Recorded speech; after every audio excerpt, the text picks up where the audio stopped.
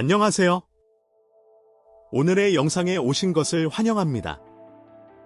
우리는 아시아에서 가장 자유로운 나라를 탐험하는 여정을 떠나볼 건데요. 바로 인도네시아, 세계에서 가장 큰 군도입니다.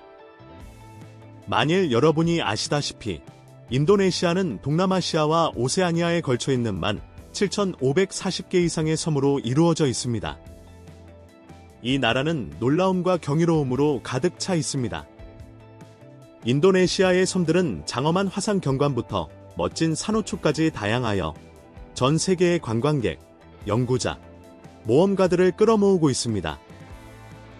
오늘은 이 매혹적인 나라에 대한 15가지 놀랍고 덜 알려진 사실을 여러분과 나누게 되어 정말 기쁩니다. 그리고 인도네시아에 대한 덜 알려진 사실 중에서 어떤 것이 가장 놀라웠는지 알려주세요. 1세계에서 가장 큰 이슬람 인구 인도네시아는 전 세계에서 가장 많은 이슬람 인구를 자랑합니다. 2023년 기준으로 인도네시아 인구의 놀라운 187.6%가 이슬람 신자입니다. 이는 약 2억 4,200만 명에 해당하며 세계 이슬람 인구의 약 11%를 차지합니다. 대부분의 인구, 약 99%는 수니파 이슬람 신자이며 소수의 시아파와 아흐마디아 신자들도 있습니다. 이슬람은 13세기부터 인도네시아에 존재해왔으며 주로 무역과 수피 선교사들의 노력에 의해 전파되었습니다. 수세기 동안 이슬람은 지역 관습과 전통과 깊이 얽혀 독특한 문화적 혼합을 만들어냈습니다. 인도네시아의 이슬람 공동체는 매우 다양하며 여러 가지 이슬람 관습과 사상학교가 존재합니다. 샤피 법학파가 가장 널리 퍼져 있지만 많은 무슬림들은 특정한 학파에 엄격히 따르지 않습니다. 이 공동체는 현대주의와 전통주의라는 두 가지 방향으로 넓게 나뉘어 있습니다. 현대주의는 정통신학과 현대교육을 결합하고 전통주의는 지역 종교 지도자와 이슬람 기숙학교인 페산트렌의 가르침을 따릅니다. 압도적인 이슬람 다수에도 불구하고 인도네시아는 세속 국가로서의 지위를 유지하고 있으며 6개의 공식 종교를 인정하고 종교적 관용과 다원주의 정책을 지키고 있습니다. 우리는 인도네시아의 종교적 풍경의 복잡하고 다양한 구조를 탐구하며 이 나라가 전통과 현대를 어떻게 조화롭게 결합하는지 알아보겠습니다. 그런데 이 종교적 다양성이 인도네시아의 인구, 즉 7억 3,500만 명에 퍼져 있는 다양한 문화와 언어와 어떻게 상호작용할까요? 계속 지켜봐 주세요. 2. 인도네시아의 인구 인도네시아는 7억 3,500만 명이 넘는 인구를 자랑하며 이는 활기차고 다양한 국가의 증거입니다. 이 거대한 인구는 수많은 문화, 언어, 전통으로 엮인 풍부한 사회적 구조를 보여줍니다. 자바의 번화한 거리부터 수마트라의 고요한 아름다움에 이르기까지 인도네시아의 각 지역은 이 나라의 문화적 풍경에 독특한 맛을 더합니다. 인도네시아 인구의 다양성은 지역적 차이를 넘어 다양한 민족, 종교, 관습의 조화로운 혼합을 포용하고 있습니다. 300개 이상의 민족과 700개 이상의 언어가 사용되고 있는 인도네시아는 다양성 속의 통일성을 보여줍니다. 이 문화적 모자이크는 수세기에 걸친 다양한 문명과 무역로와의 역사적 상호작용으로 더욱 풍부해졌습니다. 중국, 인도, 중동, 유럽의 영향이 독특한 전통과 관습의 융합으로 이어져 인도네시아는 진정한 문화의 용광로가 되었습니다. 3. 이키팔린 손가락 절단 전통 이키팔린 손가락 절단 전통은 인도네시아 파푸아의 단위 부족이 행하는 애도 의식입니다. 이 의식에서는 가까운 가족이 사망할 경우 여성의 손가락 상단 부분이 절단됩니다. 이 행위는 슬픔과 고통의 신체적 표현을 상징합니다. 시작할 때 손가락에 실을 단단히 묶어 감각을 없애고 가까운 가족이 절단을 수행합니다. 상처는 전통 약초로 치료되고 감염을 방지하기 위해 찢어집니다. 단위 부족은 이 희생이 고인의 영혼을 달래고 살아있는 사람들을 불행으로부터 보호한다고 믿습니다. 손가락은 가족 내에서의 통합과 강함의 상징으로 여겨지며 이 관습은 강력한 고인의 불안한 영혼이 해를 끼치는 것을 방지하는 것을 목표로 합니다. 인도네시아 정부는 이 관습을 금지했지만 여전히 나이 많은 부족원들 사이에서 지속되고 있습니다. 그러나 최근 몇 년 동안 그 빈도는 상당히 줄어들었습니다. 익히 팔린 손가락 절단 전통과 다니 부족에게 그 깊은 의미에 대해 어떻게 생각하시나요? 이런 깊은 슬픔의 표현이 부족의 조상들과 서로의 연결에 어떤 영향을 미친다고 생각하시나요? 아래 댓글로 여러분의 생각과 느낌을 공유해주세요. 4. 세계에서 가장 큰 군도 국가 인도네시아는 세계에서 가장 큰 군도 국가로 18,000개 이상의 섬으로 구성되어 있으며 동서로 약 5,150km에 걸쳐 있습니다. 이 독특한 지리적 특성은 거의 200만 평방킬로미터의 육지와 약 800만 평방킬로미터의 바다를 포함합니다. 이 광대한 섬들 중에는 수마트라, 자바, 보르네오, 술라웨시, 뉴기니의 일부와 같은 주요 섬들이 있습니다. 인도네시아의 다양한 풍경은 반다 아크의 깊은 바다부터 파푸아의 자야위자야와 수드르만 산맥의 높은 산봉우리까지 다양합니다. 이 나라는 지질학적으로 복잡하며 여러 개의 판이 아래에서 만나 빈번한 화산 폭발과 지진 활동을 초래합니다. 군도 국가로서의 특성은 독특한 도전과 기회를 가져옵니다. 인도네시아의 섬들 사이의 바다는 전략적, 경제적, 문화적 이유로 매우 중요합니다. 이러한 해양 구역의 효과적인 관리가 국가 안보와 경제 발전에 필수적입니다. 인도네시아 정부는 해양 인프라를 강화하고 해양 자원을 보호하며 이러한 도전을 효과적으로 극복하기 위해 방어 능력을 향상시키는 데 전념하고 있습니다. 계속하기 전에 여러분께 요청이 있습니다. 구독 버튼을 눌러주시면 정말 감사하겠습니다. 여러분의 지원이 저희에게 큰 의미가 있습니다. 대신 저희는 여러분을 위해 이 프로그램을 더욱 개선하겠다고 약속합니다. 약속할 수 있나요? 5. 메가다양성 국가 인도네시아는 세계에서 가장 생물 다양성이 풍부한 나라 중 하나로 육상 생물 다양성에서 두 번째, 해양 생물 다양성에서 첫 번째를 차지합니다. 이 놀라운 다양성은 17,500개 이상의 섬으로 이루어진 광대한 군도에서 비롯되며 다양한 서식지가 엄청난 범위의 종을 지원합니다. 이 나라는 세계 야생동물의 17%를 포함하여 515종의 포유류, 600종의 파충류, 1,519종의 조류, 270종의 양서류가 서식하고 있습니다. 또한 인도네시아는 약 25,000종의 꽃식물을 자랑하며 그중 55%가 고유종입니다. 주목할 만한 종으로는 바웨안 사슴, 록 아일랜드 뱀목거북이, 그리고 코모도 원숭이가 있습니다.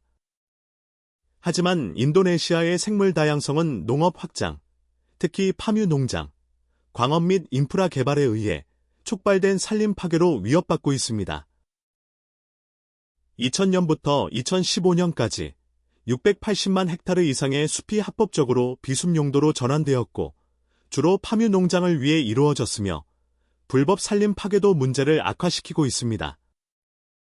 기후변화는 이러한 도전을 더욱 악화시키며 생태계에 영향을 미쳐 종의 생리적 및 행동적 반응, 공동체 구조 및 생산성의 변화를 초래합니다. 2100년까지 인도네시아는 25에서 82%의 산호 덮개를 이룰 수 있으며 이는 산호초 기반 관광과 해양 생물 다양성에 심각한 영향을 미칠 것입니다. 이러한 도전에도 불구하고 인도네시아는 생물 다양성을 보존하기 위한 노력을 계속하고 있으며 인도네시아 생물 다양성 전략 및 행동 계획을 통해 국가적 우선순위와 보존에 대한 투자를 안내하고 있습니다. 6. 인도네시아의 화산경관 인도네시아는 숨막히는 자연의 아름다움으로 유명하며 그중 화산경관이 중요한 요소입니다. 이 군도에는 127개의 활성 화산이 분포하고 있어 지구에서 가장 화산 활동이 활발한 지역 중 하나입니다. 이러한 활성 화산은 인도네시아의 지리적 및 지질적 특징을 형성하는 데 중요한 역할을 합니다. 이들은 비옥한 토양을 형성하고 지열 에너지원과 관광 및 연구를 끌어모으는 독특한 경관을 제공합니다. 인도네시아에 주목할 만한 활성 화산으로는 자바 중앙에 위치한 메라피 산과 켈루드 산이 있으며 이들은 빈번한 폭발과 역사적 중요성으로 알려져 있습니다. 수많은 활성 화산의 존재는 인도네시아의 도전 과제를 안겨주기도 합니다. 특히 재난 관리와 위험 완화 측면에서 그렇습니다. 폭발은 재해를 초래할 수 있으며 화산재 구름, 용암 흐름, 화쇄류 및 나르를 발생시켜 인명, 인프라 및 농경지에 위협을 가합니다. 이러한 도전에도 불구하고 인도네시아는 화산 모니터링, 조기 경고 시스템 및 재난 대비에서 상당한 진전을 이루었습니다. 이 나라의 화산학자와 재난관리기관은 화산 활동을 모니터링하고 위험을 평가하며 필요시 지역 사회를 대피시켜 폭발의 영향을 최소화하기 위해 끊임없이 노력하고 있습니다. 7. 세계에서 가장 큰 화산 호수 호수토바는 수마트라 북부에 위치해 있으며 인도네시아의 놀라운 지질적 다양성과 역사적 중요성을 잘 보여주는 예입니다. 이 특별한 호수는 세계에서 가장 큰 화산 호수로 약 7만 년 전에 거대한 폭발로 형성되었습니다. 이 사건은 슈퍼화산 폭발로 알려져 있으며 지구에서 가장 중요한 화산 사건 중 하나였습니다. 이로 인해 경관이 극적으로 변화하고 넓은 칼데라가 물로 채워져 오늘날 우리가 보는 광대한 호수 토바가 만들어졌습니다. 호수 토바의 규모는 정말 인상적이며 넓은 지역과 깊이를 자랑합니다. 그 평화로운 물과 아름다운 주변 환경은 전 세계의 관광객, 연구자 및 자연 애호가들을 끌어모으며 인도네시아의 지질학적 역사와 자연의 아름다움을 엿볼 수 있는 독특한 기회를 제공합니다.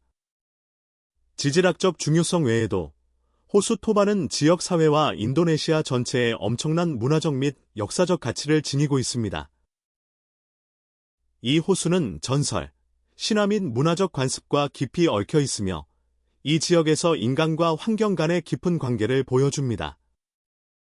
호수 토바를 방문하는 사람들은 자연의 웅장함을 감상할 뿐만 아니라 이 상징적인 명소를 둘러싼 풍부한 이야기와 전통에 몰입하게 됩니다. 이는 인도네시아의 지질학적 유산과 화산 활동이 이 나라의 경관을 형성하는 데 미친 지속적인 영향을 상기시켜줍니다. 호수 토바의 경이로운 자연의 경관이 인도네시아의 독특한 유산을 정의하는 매혹적인 케보케보안 의식과 같은 문화 전통의 풍부한 직조와 어떻게 연결될까요? 계속 지켜봐 주세요. 8. 케보케보안 의식. 케보케보안 의식은 매년 무하람, 즉 자바 달력의 수로월에 열리며 18세기까지 거슬러 올라갑니다. 이 의식은 전염병과 농작물 실패를 해결하기 위해 부유한 마을 노인이었던 부유트 카르트에 의해 시작되었습니다. 이 매혹적인 의식에서 참가자들은 물소처럼 옷을 입고 행동하며 몸을 검은색으로 칠하고 이 중요한 동물들을 모방하는 장신구를 착용합니다. 물소는 전통 농업에서 중요한 역할을 합니다.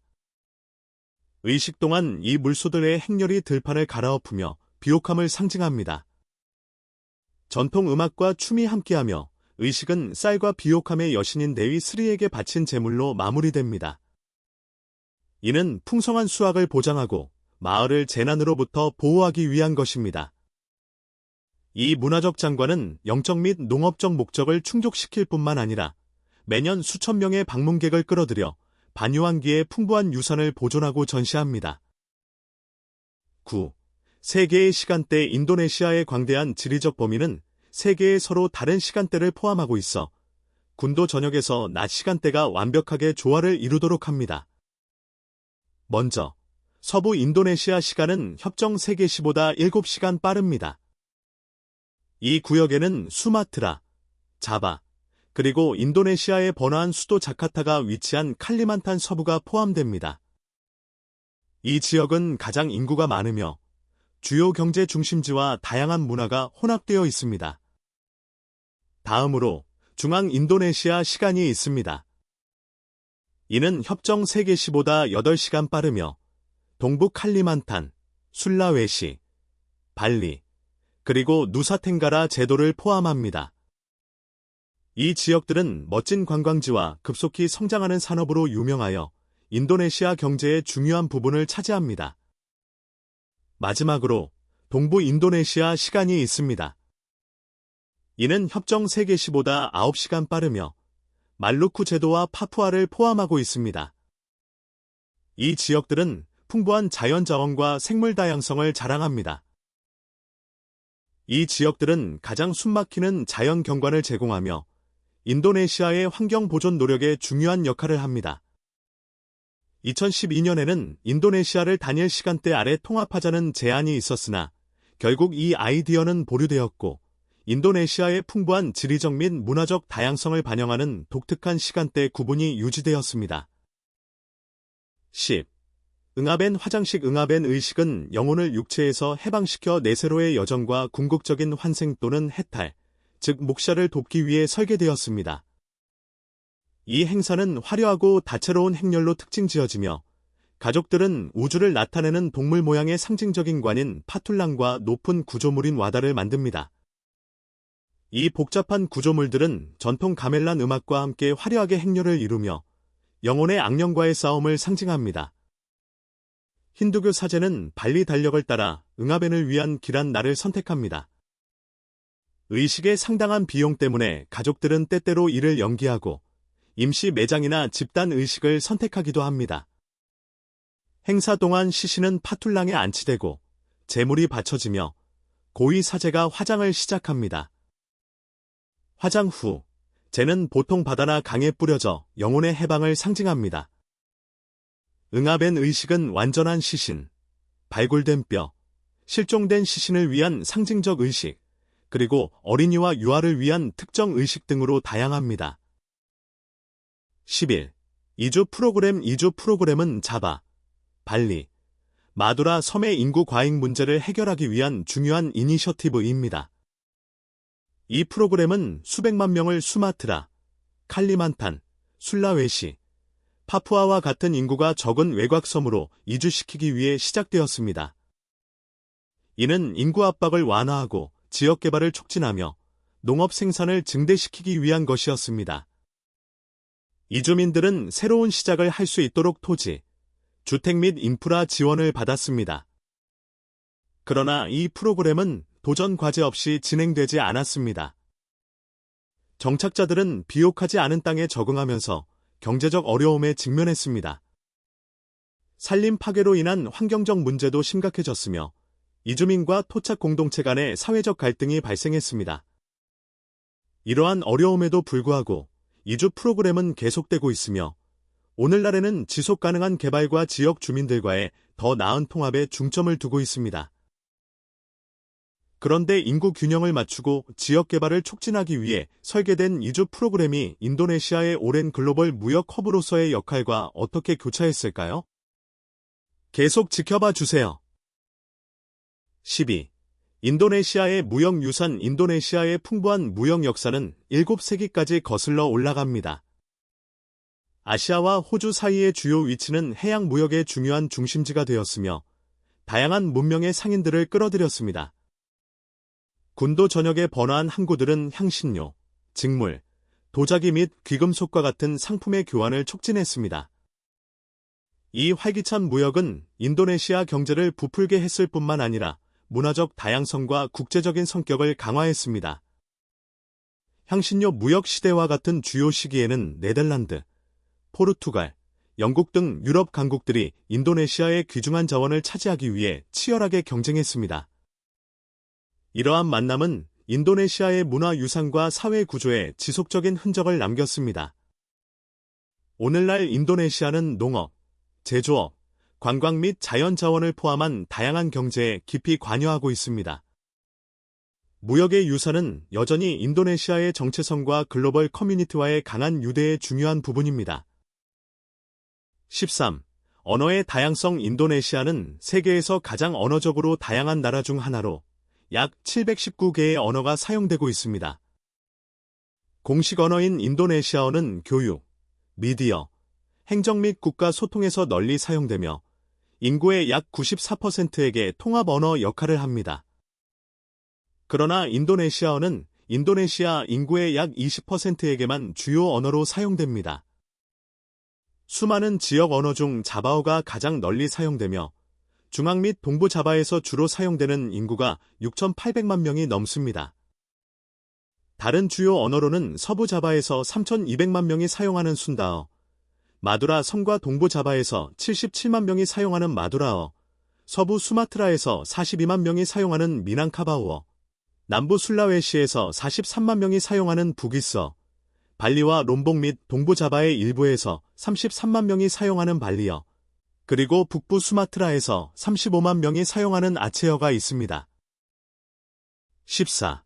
향신료 섬, 즉 말루쿠 제도는 술라웨시와 뉴기니 사이에 위치한 인도네시아 군도입니다.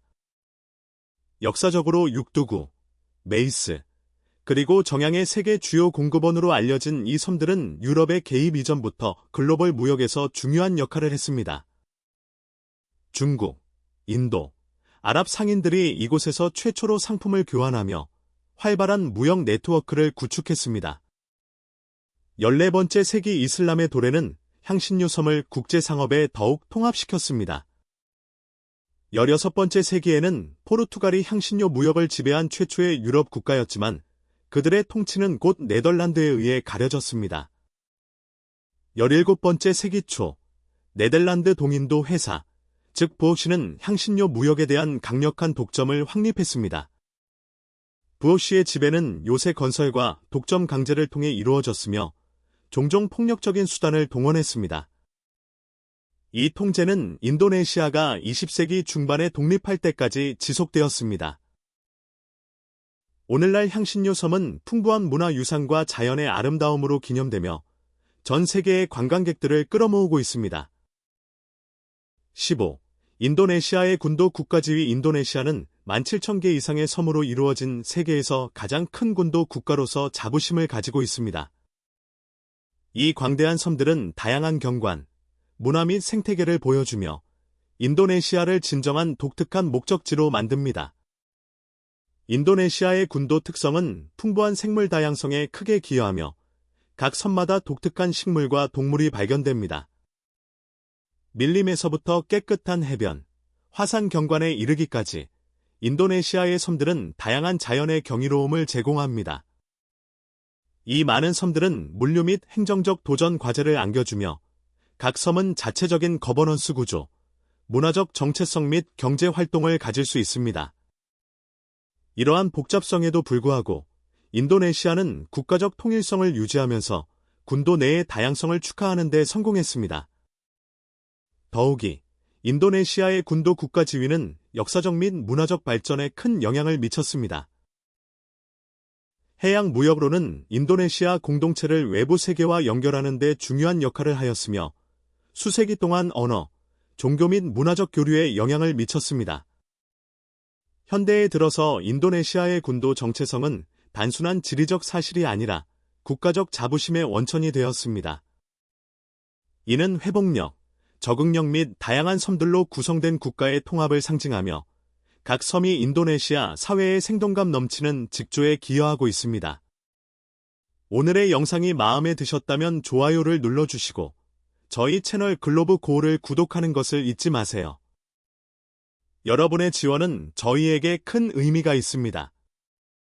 지금 화면에 나타나는 영상을 클릭해보세요. 여러분은 그 콘텐츠를 사랑하실 거라고 확신합니다. 다음에 저희 채널에서 다루었으면 하는 나라에 대한 댓글도 남겨주세요. 시청해주셔서 정말 감사하며 다음 영상에서 뵙겠습니다.